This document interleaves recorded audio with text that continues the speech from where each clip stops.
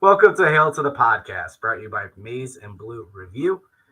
We are part of the Rivals Network. You can find us on michigan.rivals.com.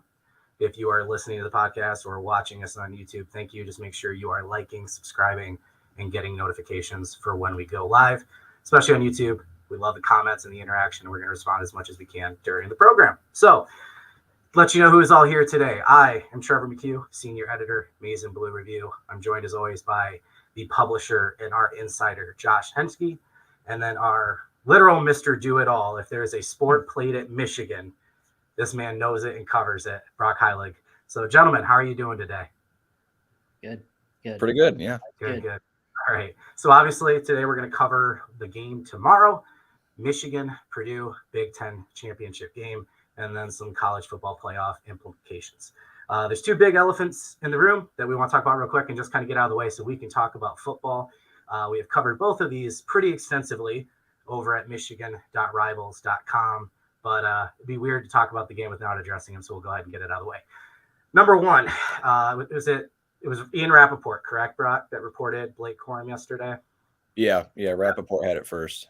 Perfect. So Rappaport reports, that's fun to say, Blake Corum would get surgery and be out for the rest of the season. Brock went ahead and reported that. In the background, we were working trying to confirm the news, and I'll just say, frankly, we couldn't confirm it. In fact, we were getting some different feedback back. There was a chance Corum could get the procedure, which sounds like that has happened today.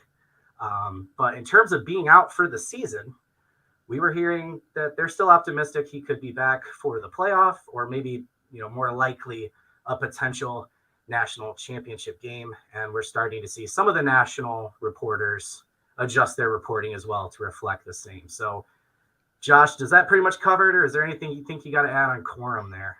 I mean, not have to change a whole lot. I mean, it's basically going to come down to, whether the national championship game is going to be in play. I think that's ultimately the end all be all here. I do not expect him to be available for the semifinals when Michigan is in it.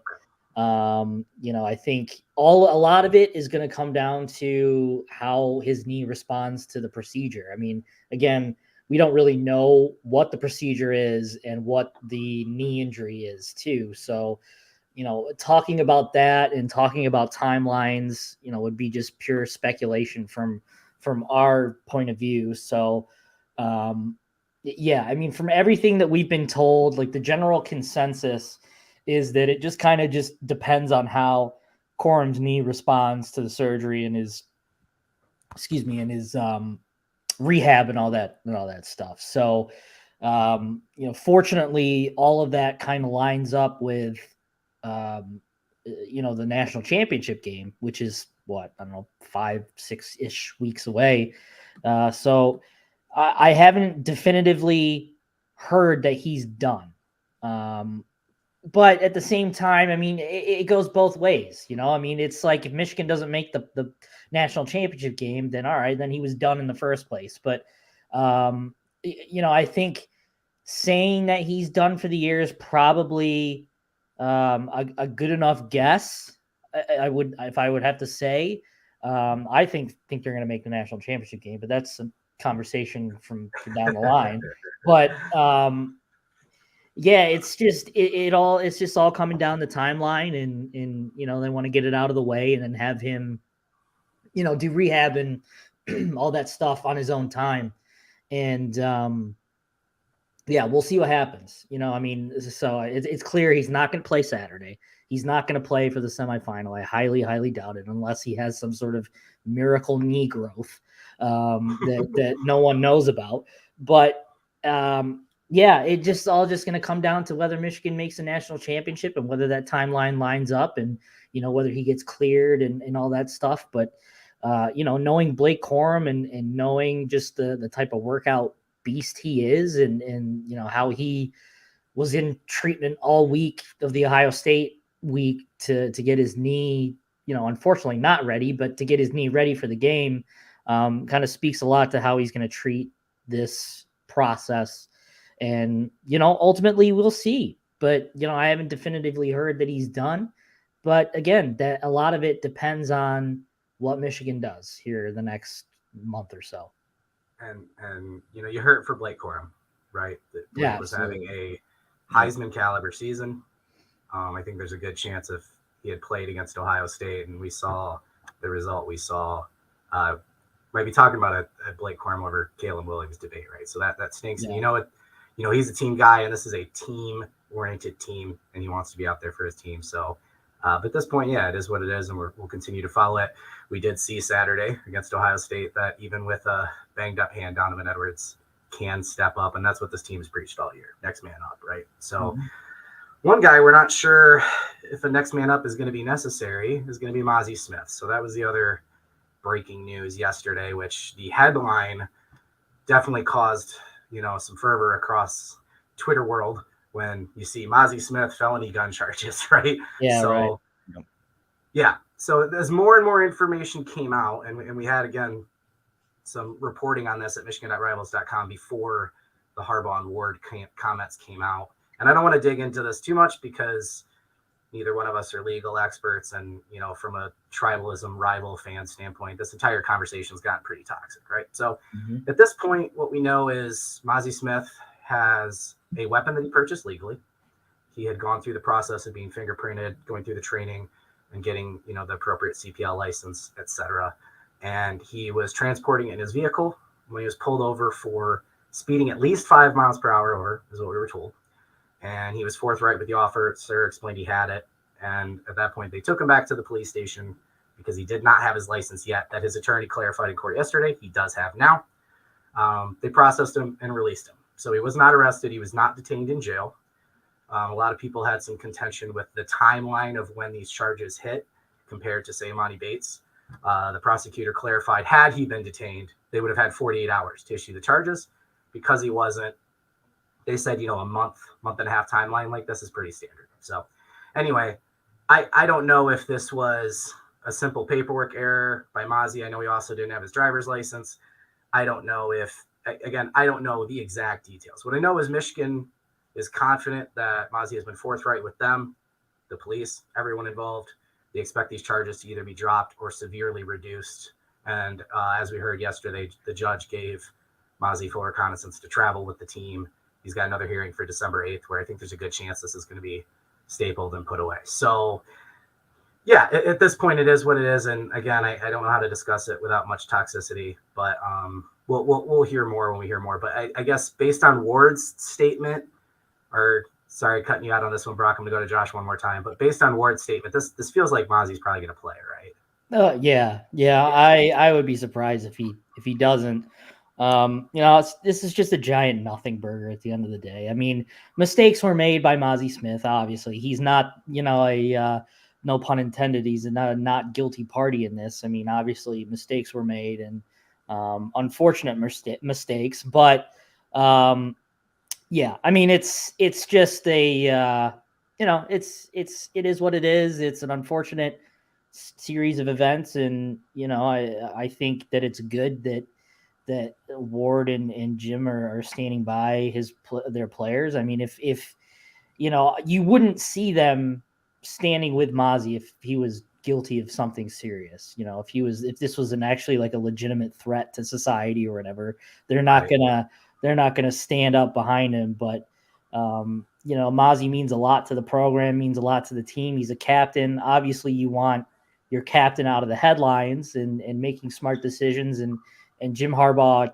preached that to the team, when this happened. But yeah, I mean, it's just a nothing burger. And, the whole tunnel crap just kind of escalated this even more. And it's just a whole stupid mess. Yeah, the tribalism element. And let's be clear, if it was the other way around, Michigan fans would be doing the same. Oh, yeah. No, absolutely. But at the end of the day, nonviolent crime did not occur in public, right? I think that's something that the confusion people are making with how Tucker handled his suspensions was there was video evidence of these players committing assault. There was a likelihood that these charges were never going to be brought. And if Mazi wasn't suspended, we never would have even known it happened. So that was in play there too. So I guess, Brock, do you have any any feelings on this or how Harbaugh's handled it, or like I said, big picture question, just any comments on the whole Mozzie situation? Well, I saw the statement that Ward put out, and personally, I'm not the most knowledgeable person about gun laws and stuff like that. In fact, I wouldn't even say I know hardly anything. Right. So I don't know exactly what the whole deal is or what paperwork you need to have or anything like that. But I think Michigan fans should be encouraged that it sounds like Mozzie Smith is going to play tomorrow, and this shouldn't become any more of a problem than it already has been. Yeah, and I'm comfortable leaving it there. I agree with you. And yeah, again, none of us are going to pretend to be experts on this. You know, the one thing I would say, to be a responsible gun owner, you do have to be responsible. So whatever mistake Mozzie has made, we'll hear the exact details, and you know, it sounds like he's owned it, and the legal process will play out. We'll go from there. So football, because there's a football team playing a football game on Saturday, right? So obviously, similar to last year, feels like the Michigan-Ohio State game was kind of the de facto Big Ten championship game. We're going to be playing Purdue on Saturday. There's a storyline over there too, unfortunately. Aiden O'Connell, their star quarterback, is dealing with a family tragedy. The Purdue program has rallied to support him. Sounds like he is going to play Saturday, right? And also Michigan fans too. I don't know if you guys have seen any of this, but there's a collective that has been raising money, asking for $16 donations, which is Aiden's number, that they're going to donate to the family. It sounds like a ton of Michigan fans have flooded that collective. So really cool to see both fan bases rally together. So I hope he plays. He's a great young player. He's a great kid. And, you know, you want to see Purdue's best players on the field and having a good game. So that out of the way, Brock, this is basically Purdue passes the ball. They pass the ball a lot, right? So that's the game. So what do you see? You know, Michigan just dealt with a team that likes to pass the ball a lot in Ohio State, obviously, right? So what do you see as some of the primary matchups, and what does Purdue have to do to maybe make this a football game?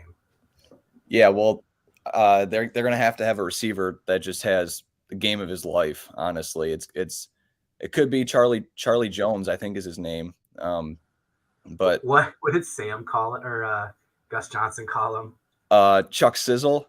Chuck Sizzle or Chuck, yeah, something like, yeah, I think it's Chuck Sizzle. I made a graphic the first week for it because that just killed me.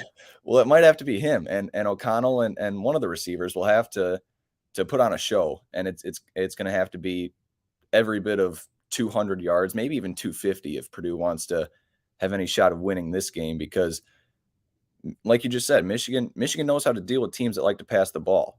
It's been 2 years in a row now where they've basically shut down the pass-happy Ohio State offense, and they've done it all throughout the year. DJ Turner and Jamon Green, and even Will Johnson too, who's been a big factor as a true freshman. These corners know what they're doing. The safeties, Rod Moore, Mike Sainristil.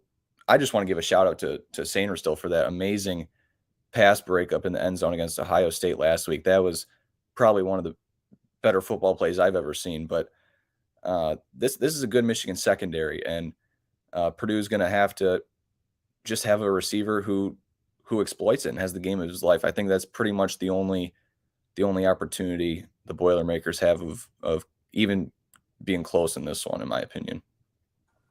And Shadyville is 100% right. So when you see the passing yard stats for Purdue, you know, he said, from what I've read, Purdue passes, but not with the same effectiveness. 92nd in the country in yards per attempt, 88th in points per drive. So he's 100% correct. They throw for a decent amount of yards, but they throw 60 passes a game, right? Yeah. So they're not a super efficient team. So he's 100% spot on there. And then I just want to shout out here. You said, you know, Will Johnson's played pretty well, right? Finishing the year, you know, Pro Football Focus grades, he's their third defender right now, right? Yeah. So, and again, Sainristil, is he the best in coverage? No, but we've seen the plays he can make. We've seen how he can impact the run game and even the pass rush. So yeah, those four, that's the best Michigan secondary we've seen in a long time. So offense, defense, I think you're 100% on that. Josh, with the Michigan offense, I think it's pretty obvious versus Purdue. They're going to want to run the ball, right? Donovan Edwards is going to be RB1 this week. And then the questions, how else are they going to run the ball? Are we going to see more Stokes, Dunlap? Is Mullings moving over there? We finally get to see the Henning halfback carries. What do you think the run game plan is going to be?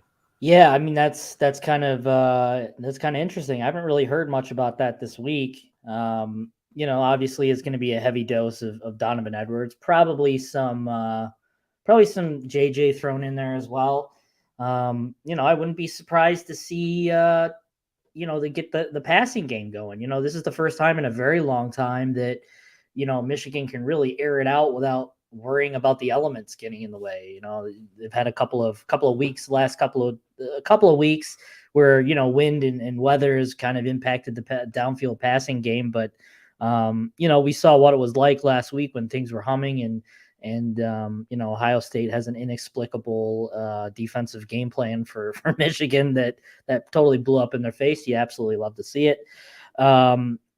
Yeah, so it could be. I don't think they're going to reinvent the wheel here. I don't think Purdue's good enough for them to do that. They can just. I don't want to say they can just show up and win, but if Michigan plays their game and do the things that they have done so well all year, Michigan has a great shot of winning this game, and a very, very good shot of winning this game. So I don't think a whole heck of a lot has to change. I think, maybe you do see CJ Stokes getting a little bit of a longer leash. He's been so close to breaking a couple. I think the narrative would change so much if he were to break some of those. That early fumble obviously kind of sidelined him a bit. And again, you have to account for the fumble, and you have to coach a guy and teach him that, hey, for when I'm talking about Mike Hart here, you have to bench a guy and teach him, hey, fumbles aren't acceptable. You can't fumble the ball. If you fumble the ball, you're not going to play. So teaching Stokes a lesson and kind of not having him see the field for a little bit was probably good for his overall growth as a player. So maybe you do kind of see that expand a little bit on Saturday. But yeah, I mean, Donovan Edwards shown that he's very capable of taking the hits with his cast on, and who knows where he's at with his recovery, and in terms of what that cast looks like on Saturday, or if there's one at all, I don't know. But yeah, this is the Donovan Edwards game. This is the game for him to really solidify, probably his number one role next year. I mean, I don't want to get too far ahead, but, I highly doubt Corum is going to be here next year. I think he's going to be in the pros. So there's an opportunity here for guys not named Edwards to get some run, but, I think Michigan is going to be far more successful if Donovan not necessarily replicates what he did against Ohio State. I mean, 200 and something yards is, not very easily replicable, but, Blake Corum has shown that he could do that multiple times this year. So, I think there's an opportunity here for Michigan just to do what they've done all year and, just do the things that they do best. And, I think Purdue's defense is susceptible of giving up the big plays. So I think, there's going to be other opportunities for guys like Ronnie Bell and Cornelius Johnson and Luke Schoonmaker to find open holes in the coverage. And again, JJ just is not fazed by anything. So this moment is not going to faze him one bit. And I just think this is kind of the perfect bow on what this season has been. Again, like you said, I think the Ohio State game was the de facto Big Ten championship game. And, Michigan realizes how close they are to the semifinal and what this game would mean. So there's going to be no emotional letdown from Ohio State. There's going to be no overlooking. I think this team's going to come in prepared, and I think they're going to win. Well, you either set me up or just completely stole the thunder for the next thing I was going to ask Brock. So we'll see. But on the running back note, real quick, last week we saw Stokes get a couple runs and he missed some pretty huge cutback lanes.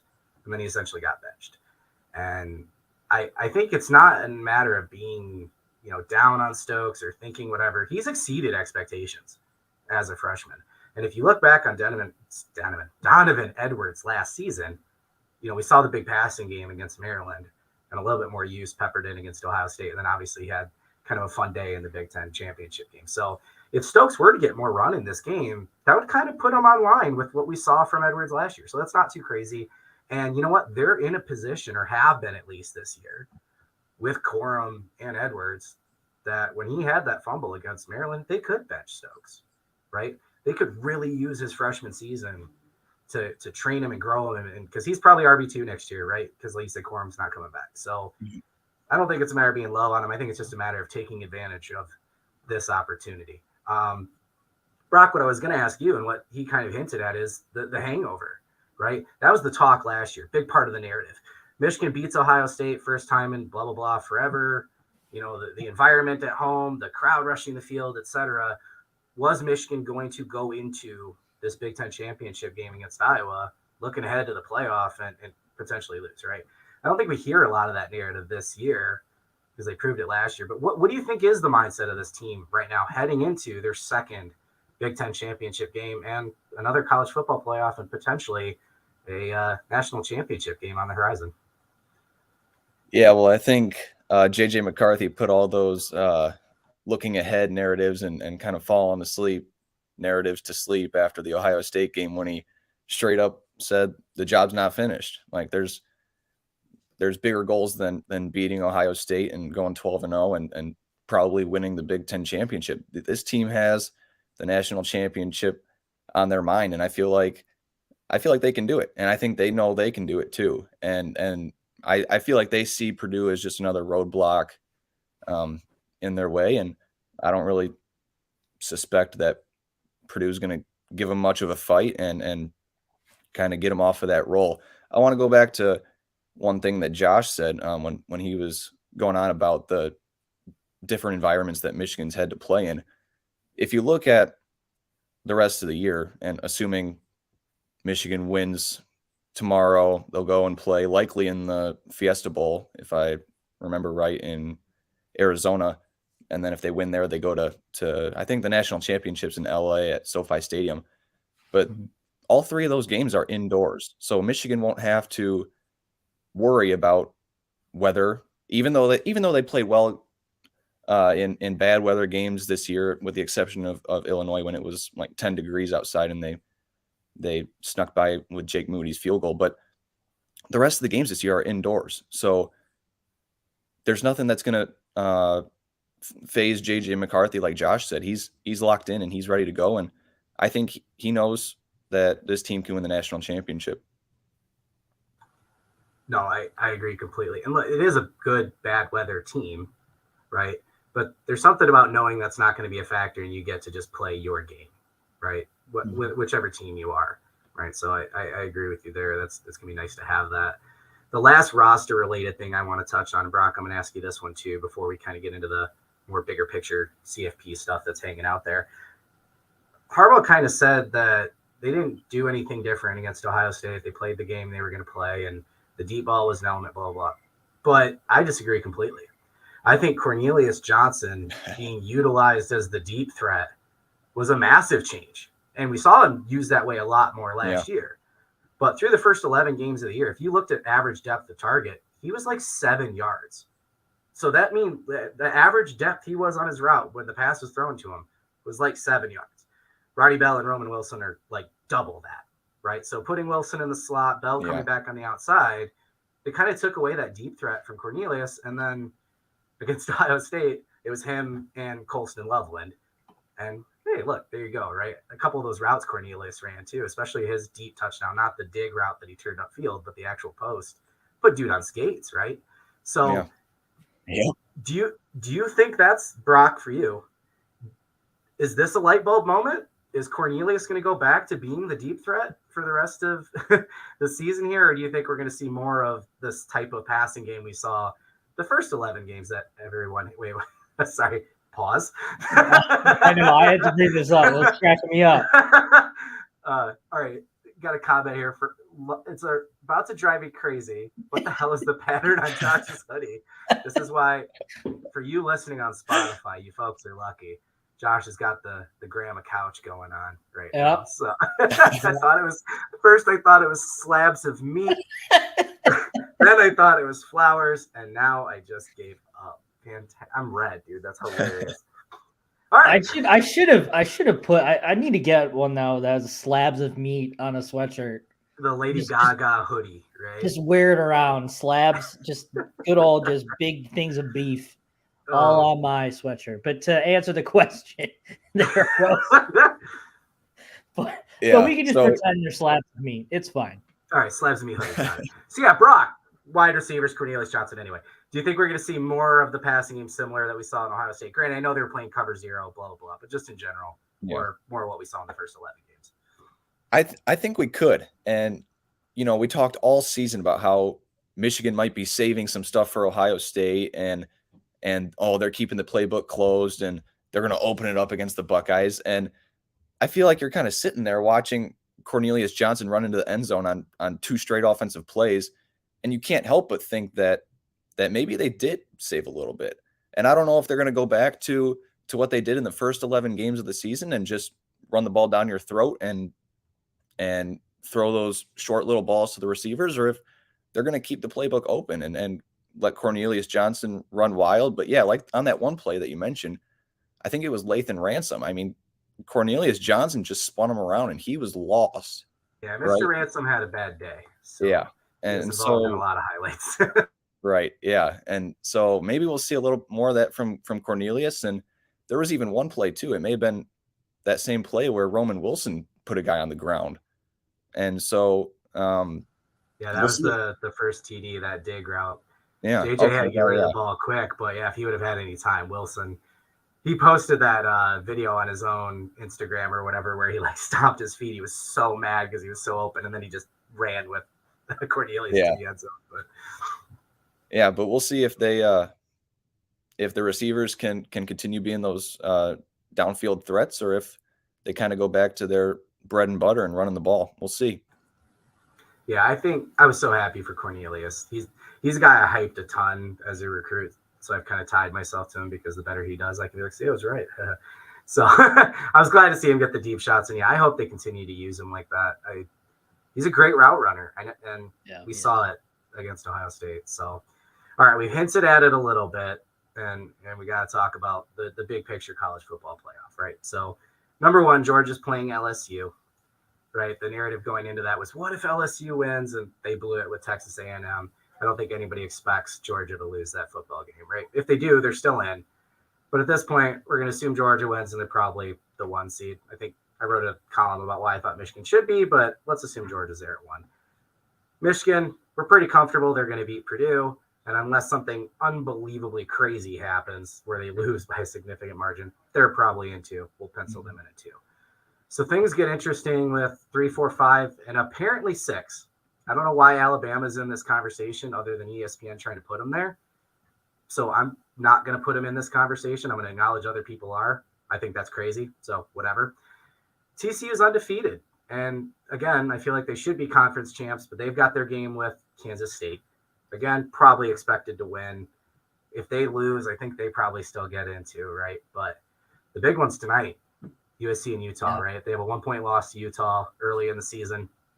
They basically have to beat them again at this point, or it feels like they're going to fall out, and Ohio State's probably going to sneak in and get that 4 seed. So I guess the question is, how do you think TCU, USC, those playoff games are going to, conference championship games are going to play out? Josh, I'm going to ask you first.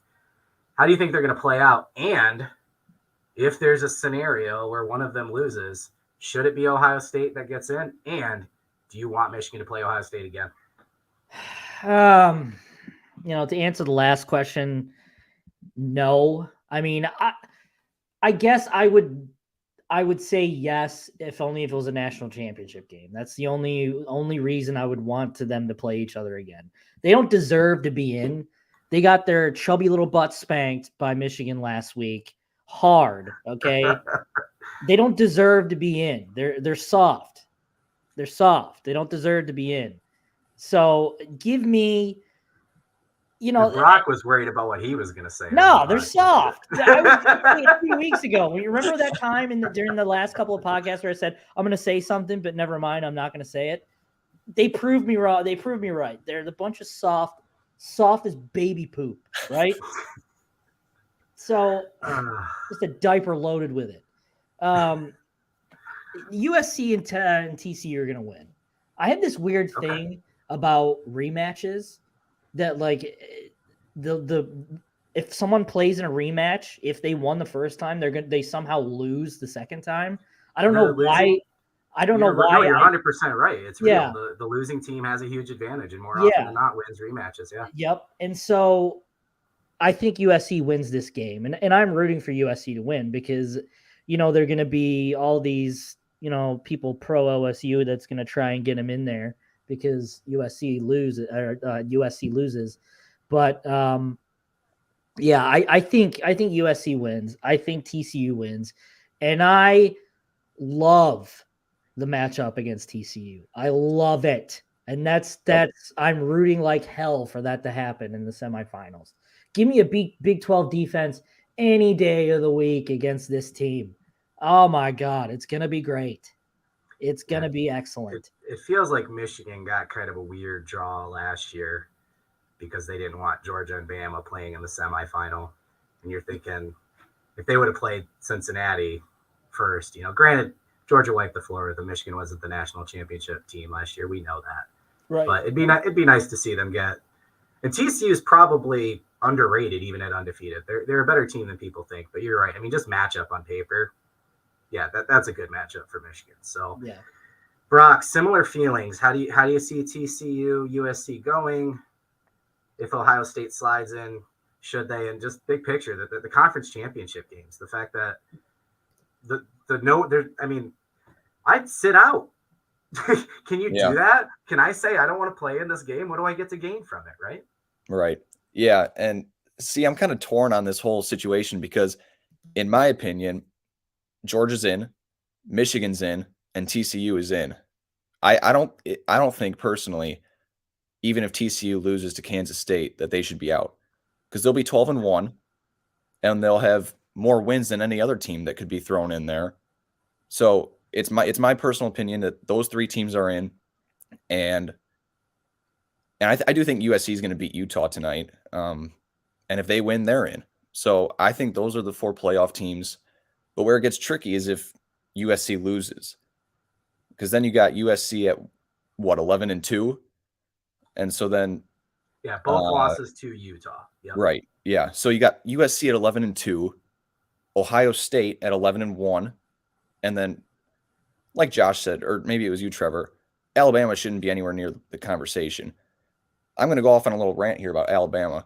If any other team in the country was 10-2, they wouldn't even be considered. But since it's Alabama who's 10-2, and I get they've had two close losses. They lost both games on the last play of the game.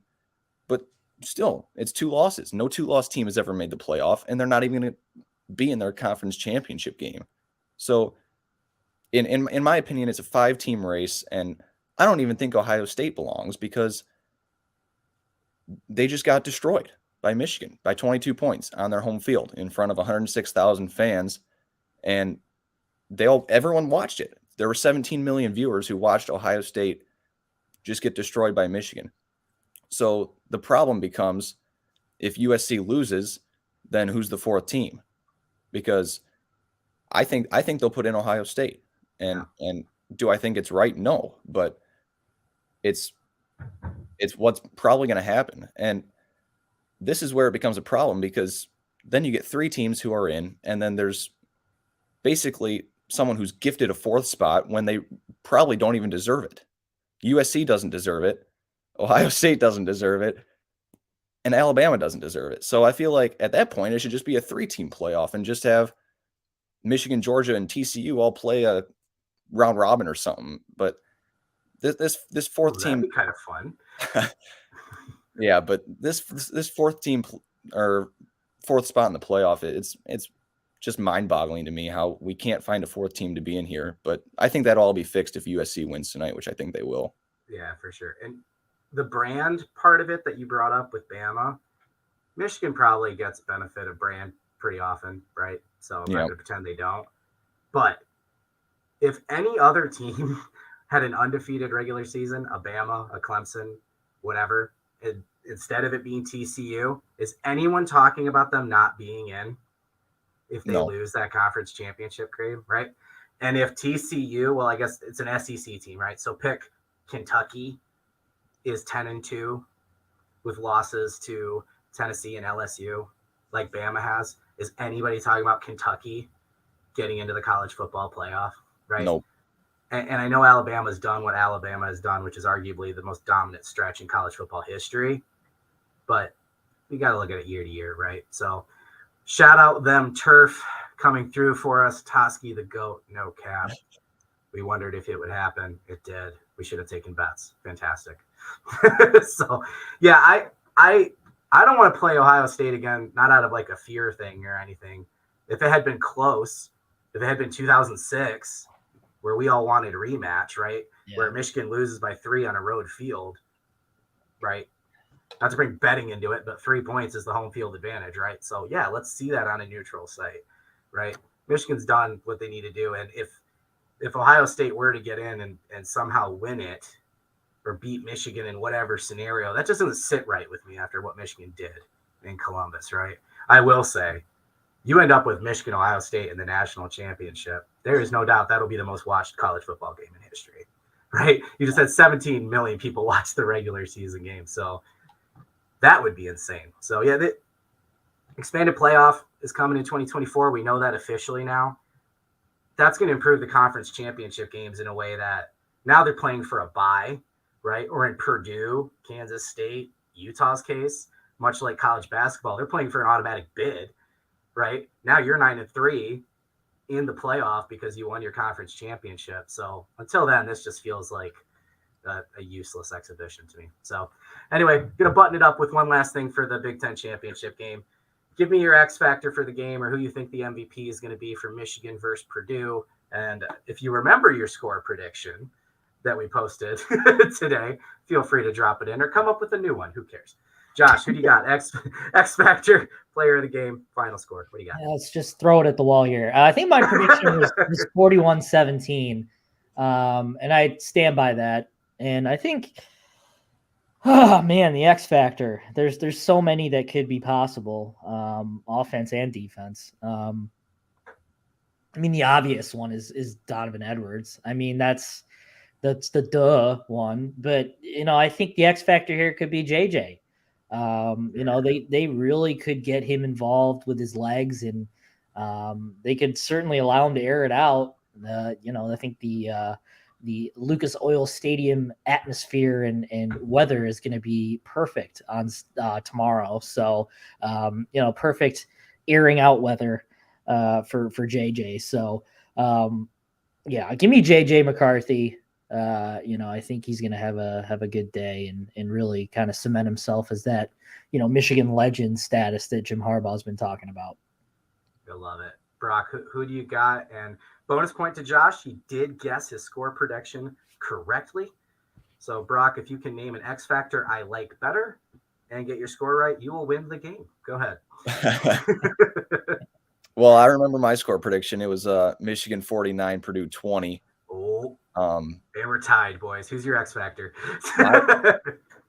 You know what? I'm going to go with a little bit of a different one. I'm going to say Will Johnson. I think he'll finish with an interception, since Purdue will probably throw the ball at least 40 times. Yeah. I think Will Johnson will finish with at least one interception, maybe even two, and I think he'll play a big role in shutting down the Boilermaker receivers on Saturday. So we'll see. I like that. And you've got more of a blowout there, right? 49-20. Yeah, I took a little bit of a jab at Ohio State, because I think it was back in 2018 when Purdue just completely obliterated Ohio State by that score, 49-20. So we'll see what happens. Well, that settles it for me, Brock. You win the game. The Purdue reference, the tie in there. I love it. Your prize is in the mail. So I didn't remember my prediction, but I have the article right in front of me. I went 45-17.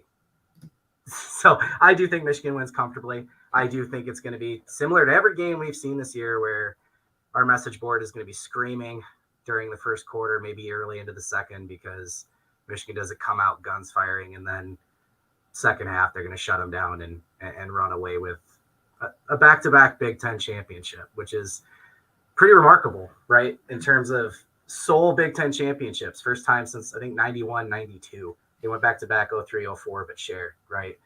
So awesome. For me, the X factor, I love the Will Johnson pick. You'd argue we saw usage-wise, he's almost CB1 at this point. Mm-hmm. It's incredible what he's done. And he was good all season, but they're really putting a lot on his plate. I love the JJ pick as well because they finally let him go win a football game, and he did it. I loved his attitude. Brock brought that up earlier at the press conference. I think he's got the mojo right now. And I love, obviously we know the news, Cade McNamara transferring to Iowa. Love what he did for the program last year. But in terms of Michigan versus Georgia, I think that's going to be the difference. I want the most confident J.J. McCarthy I can get going into the playoffs. I say let him loose. I'm going to go boring, though. I think the X factor in this one's going to be Luke Schoonmaker coming back. Just the way Purdue's defense sets up, Colson Loveland's probably still going to get look. They love throwing him the deep ball, but I think Schoonmaker's going to have a stupid game. 8 catches, big yards, maybe a touchdown or 2. See if they, depending on what they do in the red zone. But, yeah. All right. So we covered quite a bit here today, boys. We are going to be in Indianapolis tomorrow. So please make sure you're following at Michigan Rivals, the Maize and Blue official account.